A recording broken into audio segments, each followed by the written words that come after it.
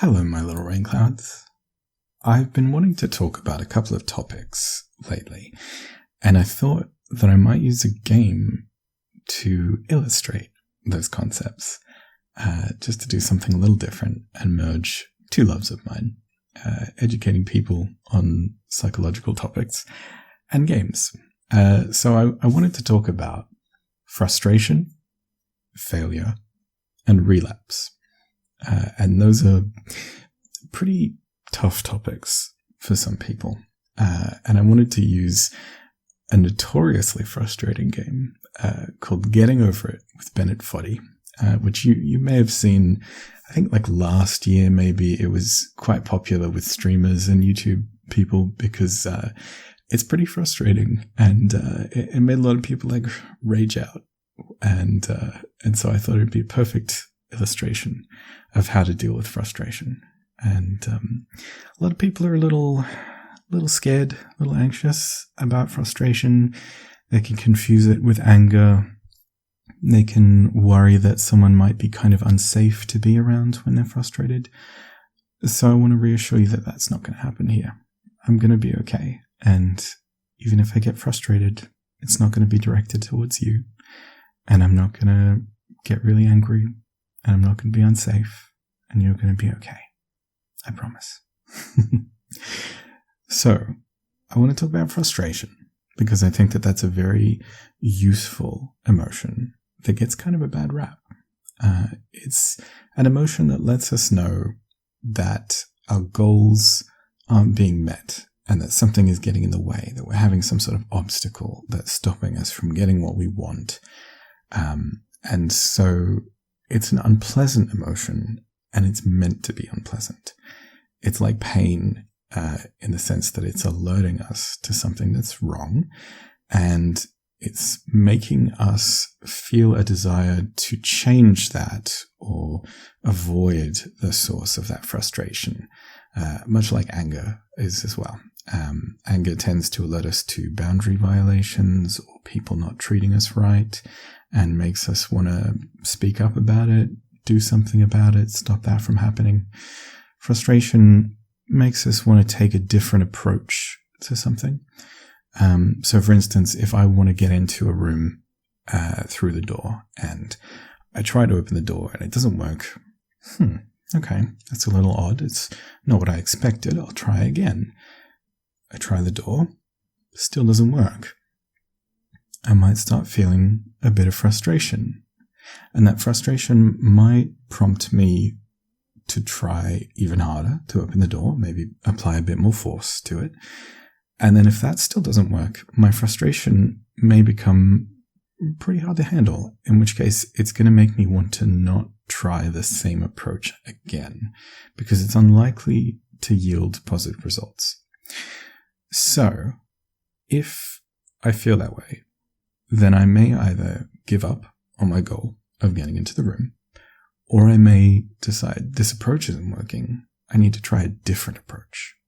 And so maybe I inspect the door, maybe I check out if there's something wrong, maybe I look around for some help, maybe I call a locksmith, maybe I try and get through a window, whatever it is.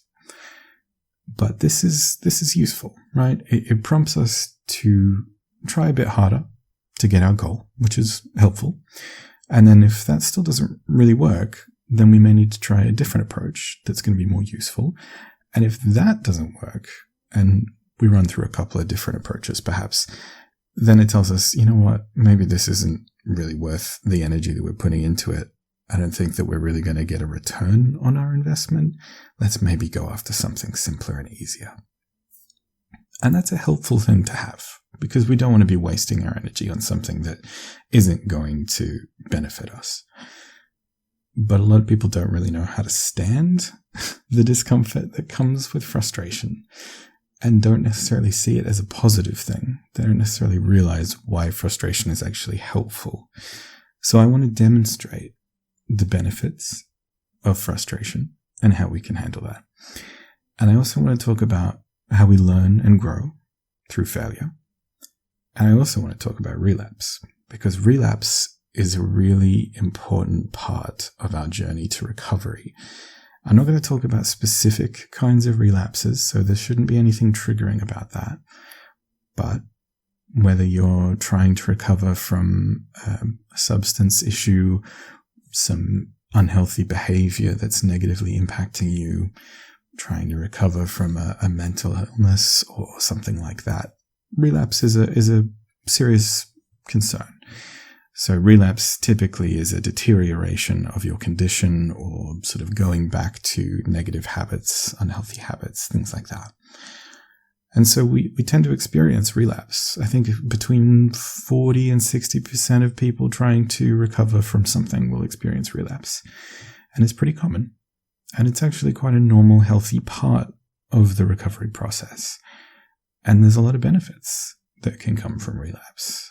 It certainly doesn't make us bad people or failures. We can learn and grow from it. So I want to kind of show that through this game. So enough talking. Let's play. So this is a video game, and we are this little half-naked man with a sledgehammer in a cauldron.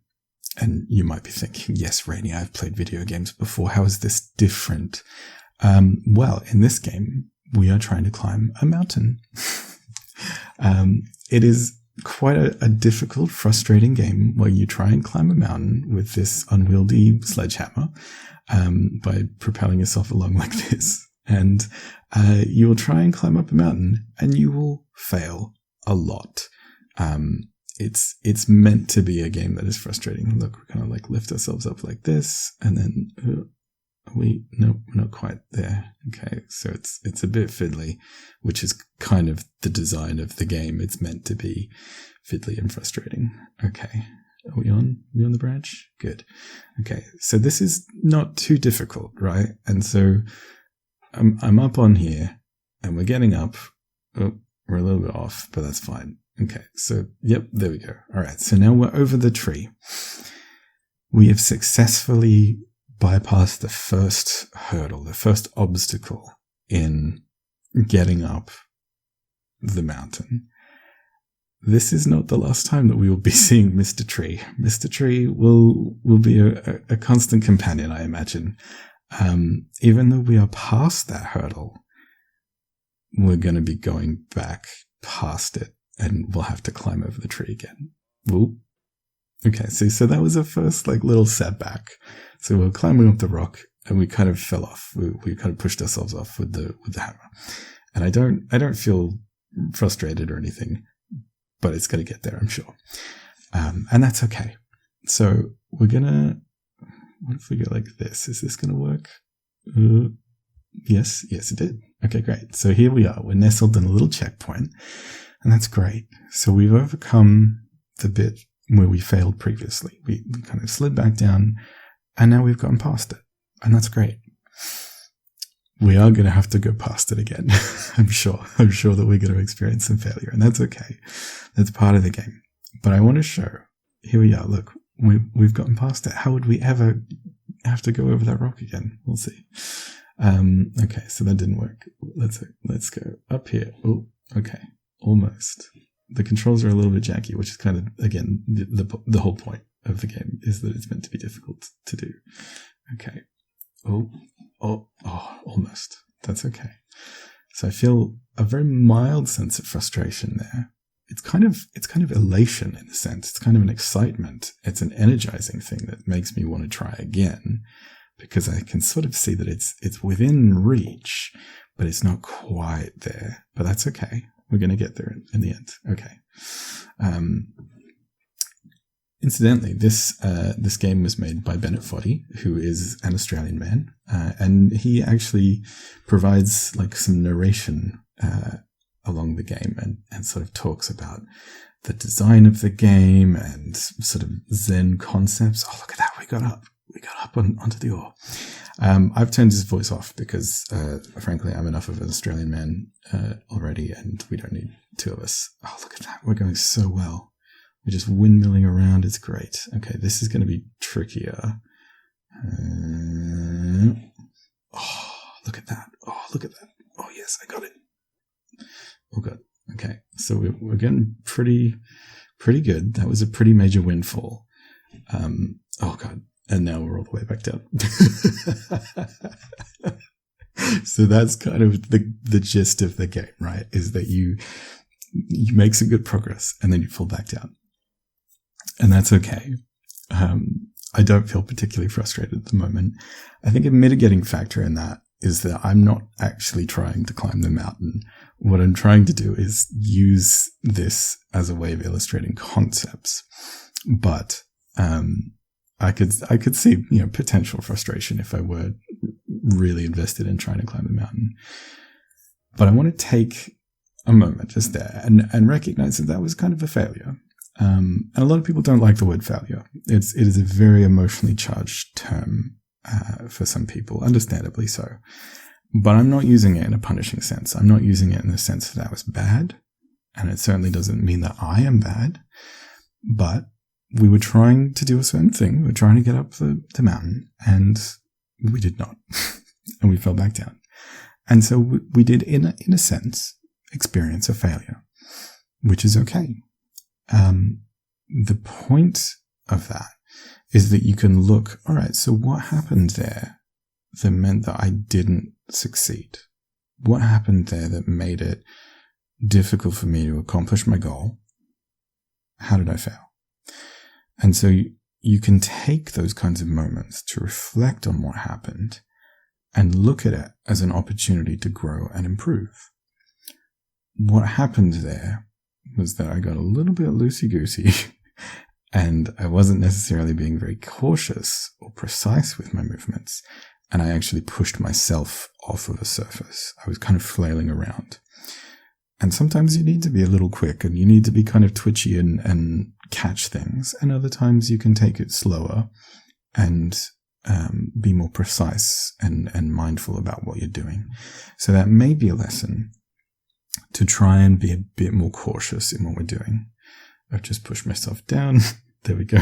Push myself down more. So that is a little bit frustrating. It's not too bad, but that is quite often what you'll experience in this game, where you'll fall down a bit and then you'll try and climb back up and you'll actually fall down further. And sometimes people refer to this, I think especially in like sports and games, as becoming tilted, where you kind of get into a negative headspace and then you act recklessly, and that tends to make you lose even more. And obviously this is fine. Like, this is a non-competitive game where you're just kind of like climbing a mountain at your own pace and it's not a big deal. But that is something to be aware of, is that you can actually become tilted. Oh, look at that. You don't have to like twitch it up. You can take it slow. That's nice. Okay.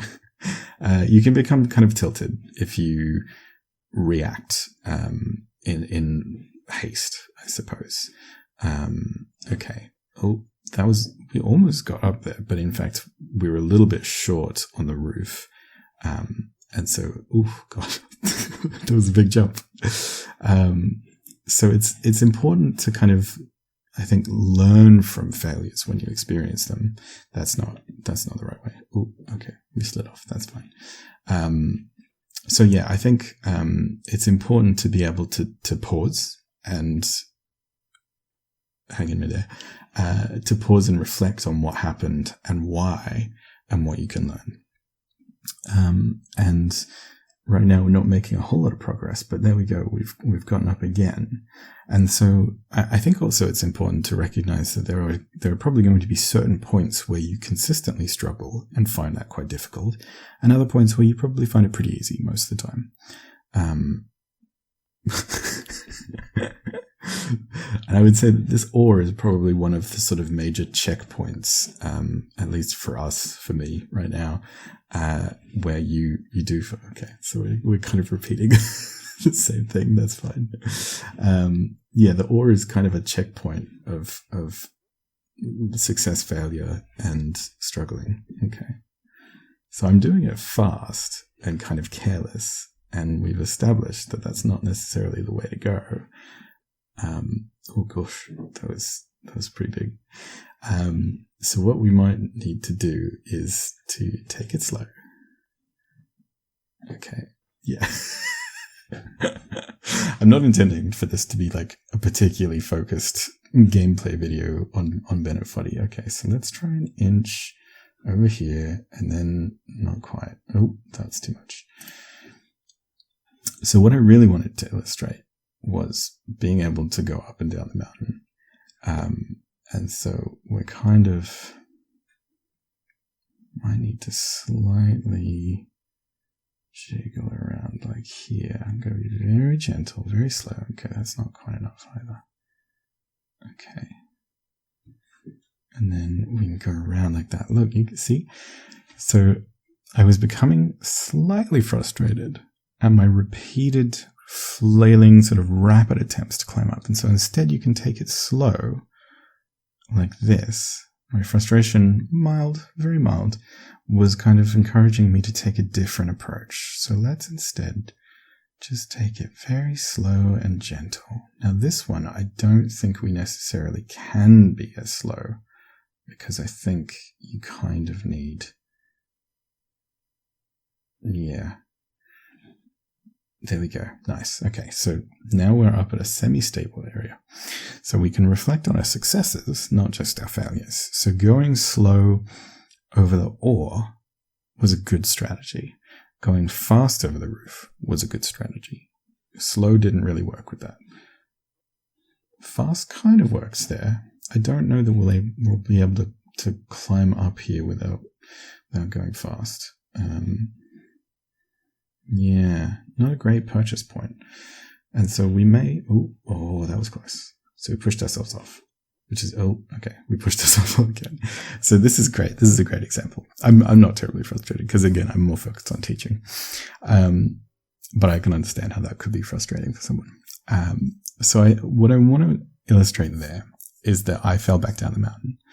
And so looking at it from the perspective of the man in the cauldron, I have lost progress. Right? I slid back down the hill, a literal backslide, and I've lost progress.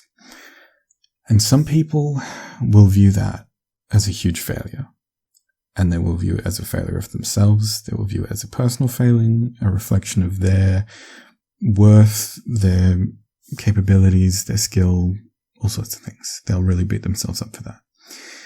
But what I want to point out is there's actually two kinds of progress here.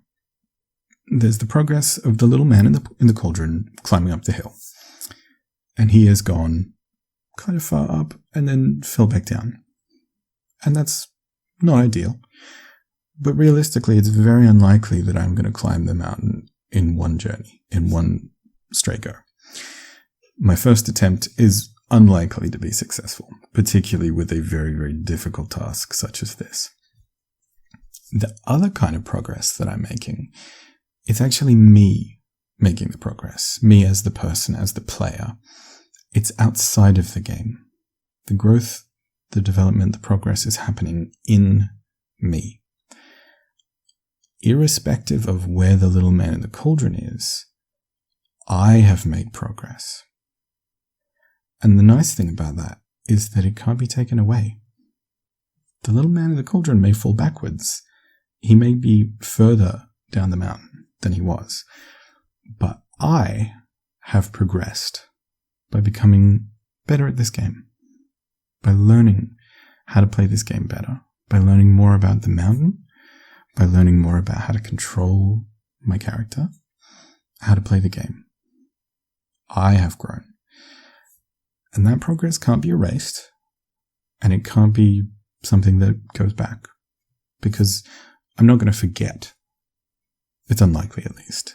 I'm not going to forget how to climb the mountain.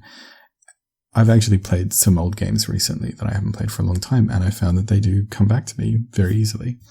And so I think that when we learn these kinds of things, they don't tend to get erased. And we do tend to retain that kind of knowledge and those kind of skills. And I think that that's really important. And a lot of people kind of miss out on that meta progress or that player progress.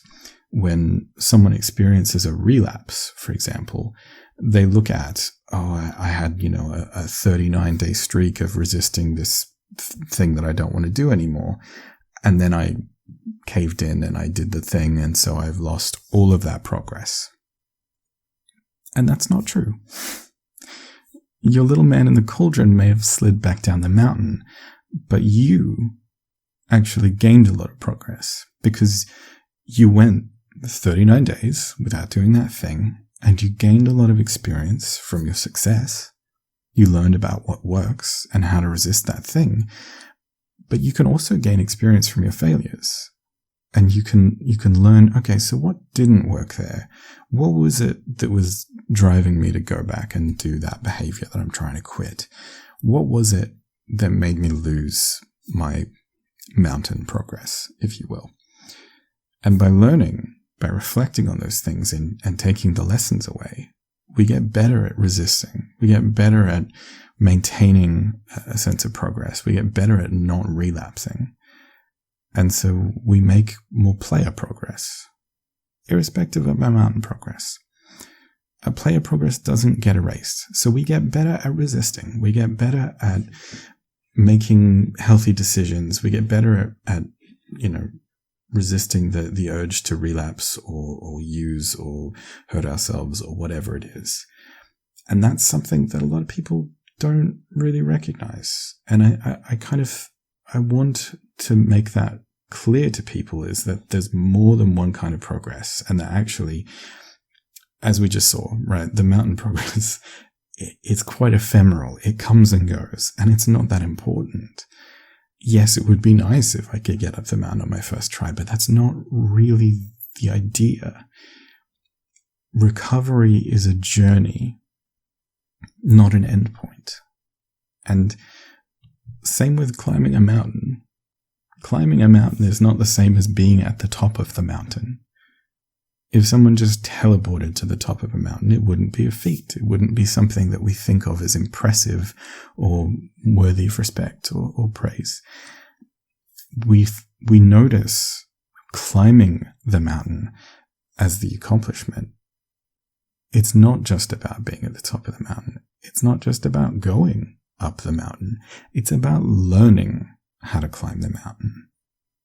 It's about the process of trying and failing and making mistakes and falling back down the mountain, and then learning how to do better and trying again, repeating it, putting those lessons into practice and getting better at climbing mountains. It's not just about the mountain progress. It's about the player progress as well. And it's certainly quite frustrating sometimes when, you've been making good progress and then seemingly that goes away and you can't necessarily see the benefits. You can't necessarily see, oh yeah, I'm actually better at this thing now and I've learned and grown. It's tempting to just spot, oh, I was that far up the mountain and now I'm not. This sucks. Okay, that's not working. So there, we lost some more progress, right? But it doesn't matter necessarily, as long as we can find some sense of player progress, as long as we can pause and learn lessons. And sometimes we may need to repeat the thing again and again and again, go up the same point in the mountain and fall off the same point in the mountain several times so that we can then learn a lesson, so that we can then retain more information, get a better sense of what's happening. And that's okay. Frustrating as though it is. I was talking with a friend a little while ago about this very topic, and we talked a bit about the myth of Sisyphus.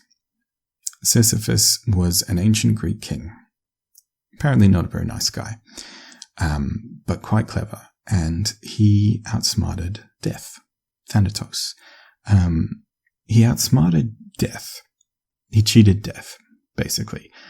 And as a punishment, Hades, god of the underworld, usually quite a chill guy, was like, you think you're clever, do you? Wise guy. So he cursed Sisyphus with an eternal punishment of pushing a giant boulder up a hill.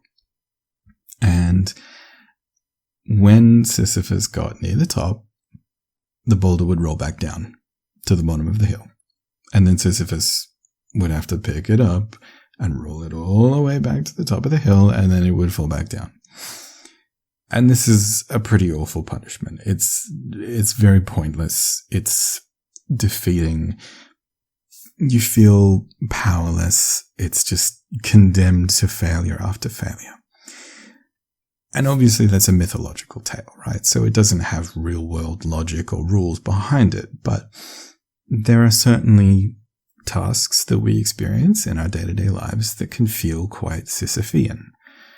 And in talking about the tale of Sisyphus, I said that if Sisyphus were a real dude, and this wasn't just a myth, then every time Sisyphus rolled the boulder up the hill, he's going to get better at it. He's not just stuck in this cycle endlessly. He's actually going to get better at it. He's going to get stronger. His muscles are going to be glistening and rippled from pushing that boulder up the hill so many times. And he's also going to get to know the terrain of the hill. He's going to know when there's like little divots and pits and ridges that he can kind of take a break and rest the boulder. He's going to know that, okay, this is a tough bit and I need to roll it really quickly here or else it's going to fall down. And he's going to get to know the hill, and he's going to get to know the boulder, and he's going to get buff as fuck. He's going to get really strong. He's going to get better at boulder rolling. And so eventually, if it weren't a myth, he would get to the top of the hill. He would get his boulder there.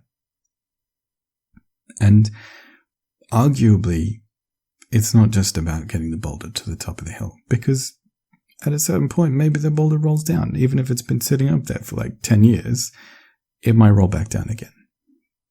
And so rather than just celebrating the accomplishment of getting the boulder up to the top of the hill, we also recognize that Sisyphus got really good at boulder rolling and hill climbing. He got really good at pushing boulders up hills, specifically that boulder up that specific hill. And that serves him well if he needs to roll the boulder up again. Because life has a funny way of throwing us curveballs, and something that may be okay for quite a long time may become not so okay in the future. You may be doing perfectly fine with your recovery, and then a very stressful period happens, something unexpected comes up, and you may relapse. Something bad happens, and as a result, you go back to an unhealthy coping mechanism, or your mental illness flares up again, or whatever it is. And you need to recover again. You need to roll that boulder up the hill again. But it's important to recognize that it's not just the boulder and its position that matters. It's your ability to roll that boulder that matters too. And you have those skills. They haven't atrophied. They haven't gone away. You haven't forgotten how to recover. You haven't forgotten how to resist relapse. You still have the skills. You are still buff as fuck from rolling that boulder up the hill. So even if you do relapse, no matter how many times you relapse, you will be able to do it better each time. If you learn from your mistakes, from your failures and your successes, you will be able to do better. Your player progress doesn't get erased. Regardless of where you are, up or down the mountain, you still have those skills, you still have that experience, you still have the lessons that you learned, and you can recover. Again and again and again if need be. It's not about just getting to the finish line. It's about maintaining your position and having the skills to get back there if you need to. We all have the capacity to learn and grow and improve. Many people are stuck in what is called a fixed mindset, where they don't really think of themselves as being able to change or grow or improve. They're just kind of how they are is how they're always going to be. But that's not true. We can shift to a growth mindset where we recognize that, no, actually, I'm changing. Like the ship of Theseus, I'm replacing my planks. I'm growing and adjusting and adapting and learning all the time. I'm not the person I was 5-10 years ago. I'm not the person I was 5 months ago, 5 weeks ago. I am growing. I am changing. And I'm getting buff as fuck. And that's what I wanted to talk about. Just leave you with that little lesson. I hope that was helpful. Okay, my little rainclads. Until next time. Thanks for watching. Bye-bye.